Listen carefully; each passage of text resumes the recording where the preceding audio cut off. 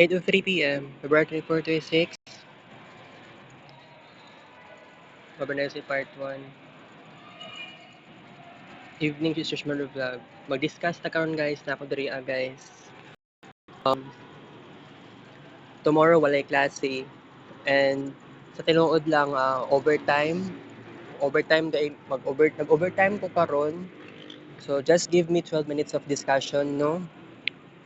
And yeah, I'm very confident to say this about na kuan ka ng nag-overtime ko karon for the very first time. So ko pertayuhan ako nag-in ganiha alas 7 pero karon nag-out ko alas 8 and 13 hours man na dapat siya. Giminus og 1 hour kay lunch break. So 12 hours ako ang working hours karong adlaw. Because tomorrow walay klase. Pero na event tomorrow sa gymnasium related sa EDSA Revolution. So actually dugay na ko wala naka-discuss, dugay na ko wala nag-vlog diri as ingani nga lugar. Kay katong time manggod sa una before kay nag-evening class ko before ato, di ba? Which was the last school year, last academic year. Oo. So kato nga time, grabe akong anxiety, grabe ako ang nervousness. So pag mahuman ko og Re-Ed 3, Re-Ed 4 or unsa pa nang major subjects, pag mahuman ko ana sa evening class, diretso na ko diri. Pero karon nahuman ko sa OJT hours, diretso na pud ko diri karon for the very first time. Karong gabi na kay karon ha, alas 8 na pasado. Mag-discuss na ko karon, give me 12 minutes pep. After ani magbabay na ta. Okay? So, I'm very bitaw no February 24 na ta karon and hapit na ko mahuman aning OJT, hapit na ko mahuman aning practicum. Possibly for the very first week of March mahuman ako sa OJT. So, masulti na ako, ma-miss jud na ako ning OJT. At the very beginning sa OJT na ako sa at the very beginning sa OJT na ako sa ICT office, it was a very nervous and very kuan manggod ka ng kailangan pa jud ko mag-adjust sa environment, sa mga workmates, and then ikaw makaingon jud ko nga hala murag ingana gani murag maglain akong pakiramdam kay wala ko naanad sa working hours na 8 hours. Pero karon I am very confident na reach na ako og 12 hours for the very first time, and I'm very happy to say this to you. Syempre, magnaning ko, gusto na ko maranasan ang ingani nga experience. By the way, pag mahuman ko aning OJT, it doesn't mean nga dili na ko dapat mo anhi padarig assumption. So, I just wanna tell you, I have to be honest, no, na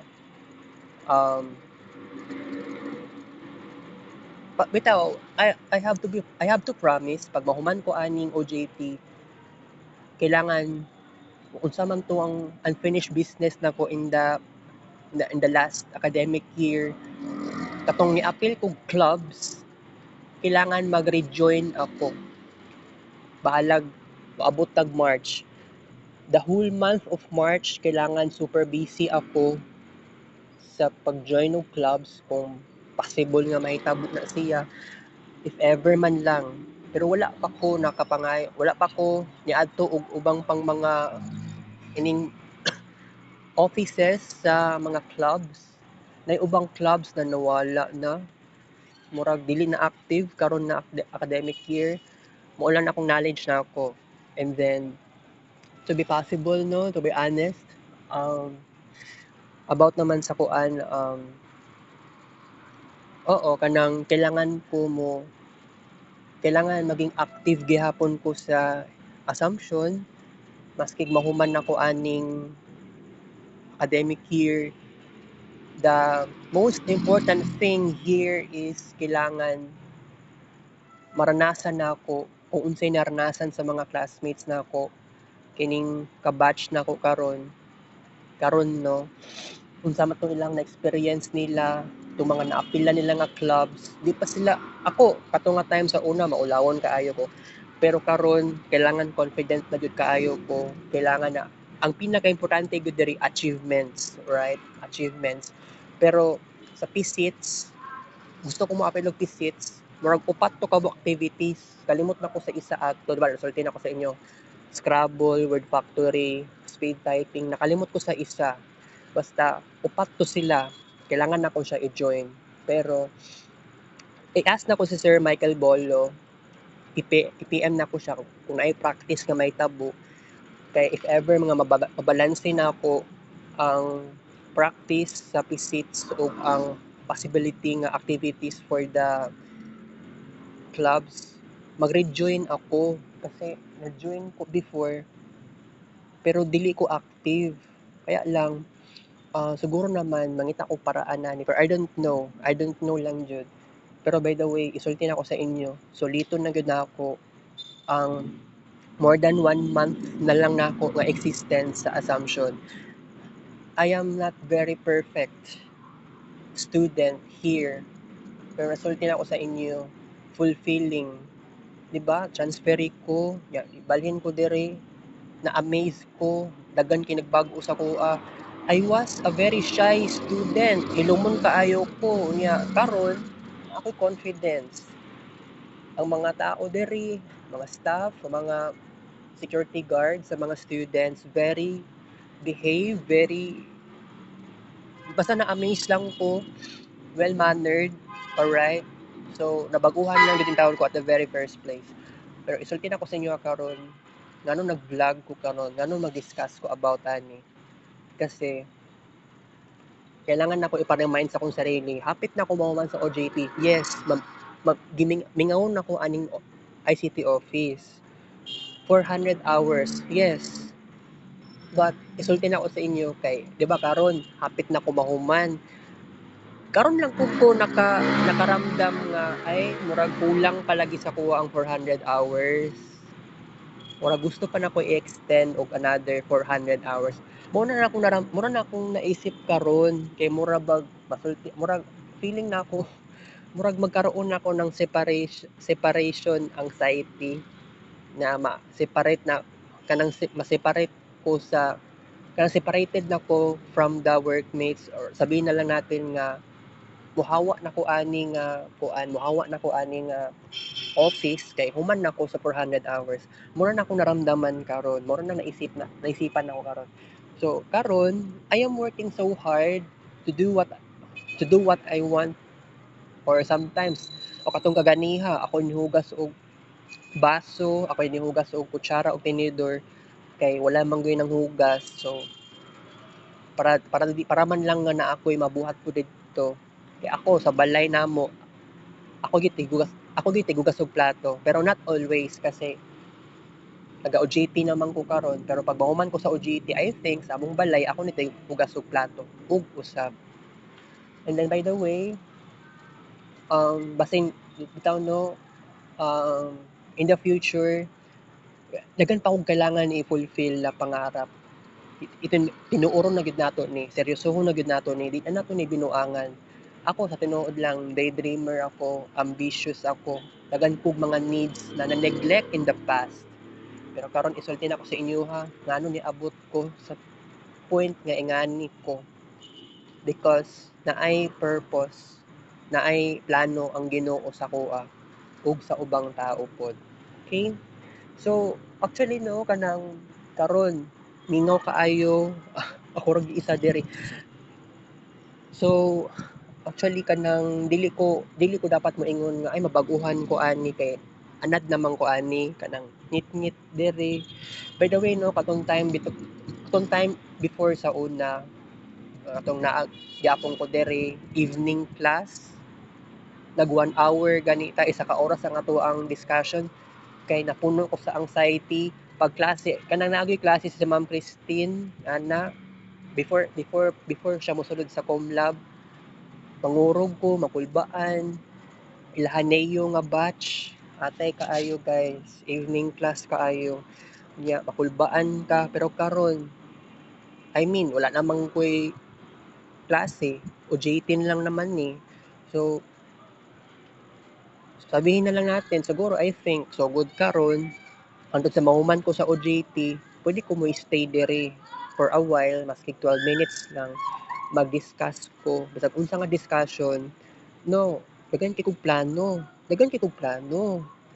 yes kana gani mag-try something new yes I already do it I already made it and then about sa PSITs about sa unsa pa mga activities bitaw giseryoso na nako kaganiha before 12 noon gi-claim na nako ang certificate of enrollment na gitawag siya nga certificate of matriculation gi-claim na nako siya and then napay bayad magbayad sa GCash 100 so para ma-fulfill para mahuman na ning G-form para sa PSITs na pag-fill up bayad na lang og 100 through GCash moro lang na ako ang buhaton murag unya or murag ugma buhaton na nako na siya tomorrow walay klase tomorrow taas kog time pero lagi ka nang ang possibility nga mabisi ko ani kay more on mabisi gyud ko sa pag-upload og kids paint pictures no by the way kagabi o kaganihang buntag wala sa ako nag-upload og kids paint pictures pero kaganihang buntag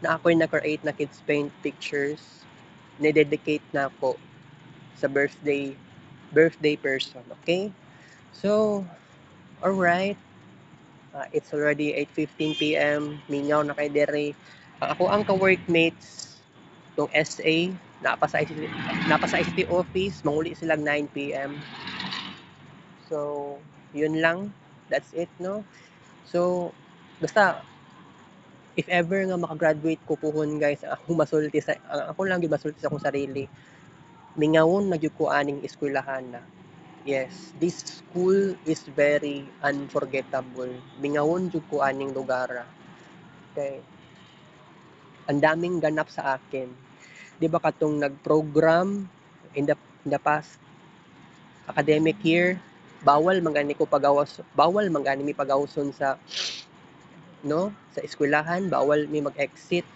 pahumanon jud mga mga alas 5 sa hapon or depende na usahay as 8 or as 9 sa gabi or as 8 oo katong naging gabi which was Feb 23 ako lang yun nihapit na lang taon ko sa gymnasium kay nag-video na lang yung taon ko sa sama-sama kay wala ko nag-expect na naay padisco kanang budot gani wala ko nag-expect so biglaan so nidetso na lang ko so video ko nakita pa rin ako sila James sila Bien yung mga SA to silang duha yati kaayo pero sige lang kay ako trip di ko kabulog mo sayaw maong akong trip na lang o sige video na lang ko kay atay saan ako mag-express ako sarili kanang murag maulawon pa ko sa ingani nga part maulawon pa ko mosayaw oo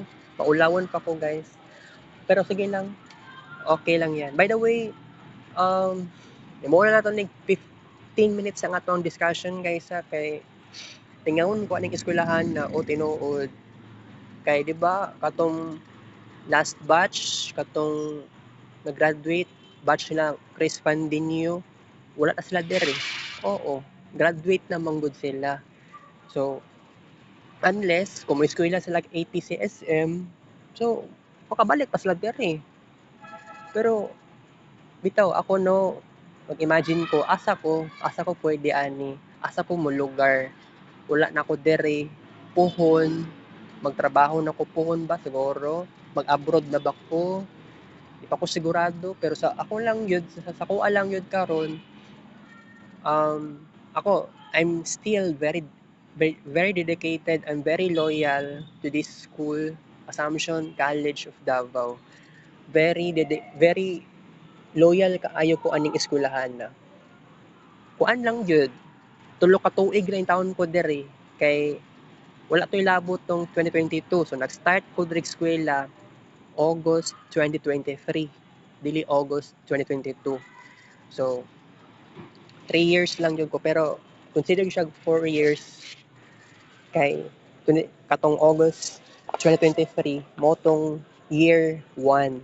Oh, year 1. Oh. So ana lang. So pag maabot sa time mahuman ko sa OJT kailangan na ako'y nagyapon ko'y connection sa ko ang mga ka-workmates, possibility kung unsa may mga talents nila, hidden talents pa-discover na ko karon na week or next week. I hope makakuan ko maka-catch up, maka-discover, makakuan ko sila, maka-adapt ko sila.